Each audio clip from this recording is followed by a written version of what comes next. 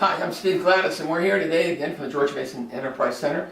I represent Steve Gladys Leadership Partners, and we're talking about how to run a great meeting. We've already talked about what you do before a meeting and what you do during a meeting.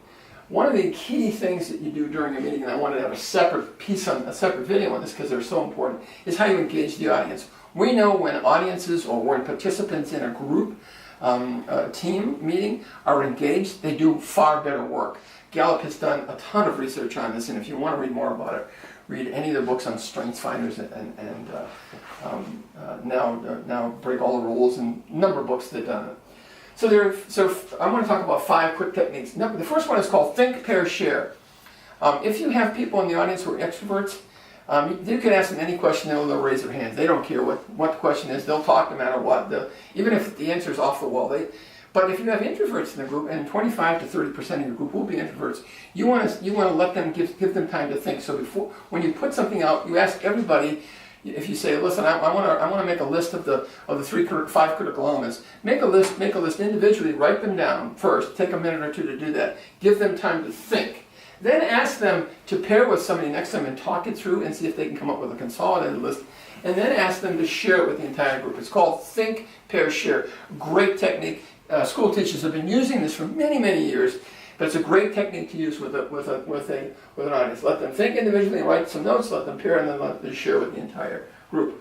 After you've done that, there's 2 to 4s go from pairs to quads.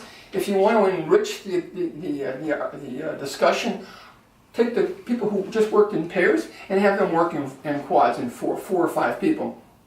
What that does is you get richer data. What you also get is more people interacting in the group, which is, if that's part of your group, is team building, collaboration is part of this thing. It's a great technique to use. So go from pairs to quads.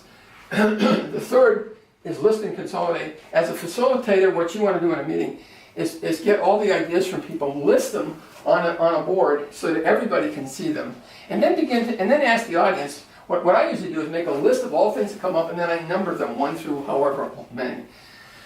And then I ask the group, the team, the group that's there, to take and see if they can combine any numbers to do consolidation. A lot of times they can take a long list and consolidate them down into 5, 6, 8 buckets. That helps you when you're trying to move forward. Another way of doing this is to use sticky notes. Excuse me. Yellow sticky notes are such fun because when if you pass a few out to everybody and you have them write down individual ideas depending upon what you're working on, and then coming up and putting them under certain categories, or if you have flip charts on certain areas and you have them put their ideas on each one, what it does is it gets them off their seat, it gets them active, it gets them engaged, and you'd be surprised at how energized they get by it.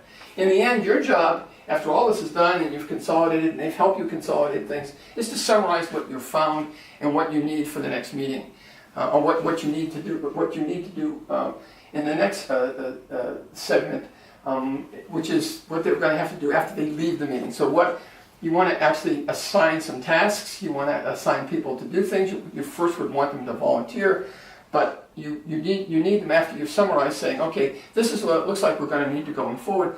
Who can take number 1? Who can take number 2? Who can take number 3? And get those back to me in, say, a week. So you want to summarize, establish tasks, establish a timeline for people to get those tasks done, and get people to actually want to engage in those. So that's engaging. Hope you enjoyed it. I'm Steve Gladys. This is the George Mason Enterprise Center, Steve Gladys Leadership Partners. Glad you could join us, and tune in next for what to do after meeting. Thank you very much.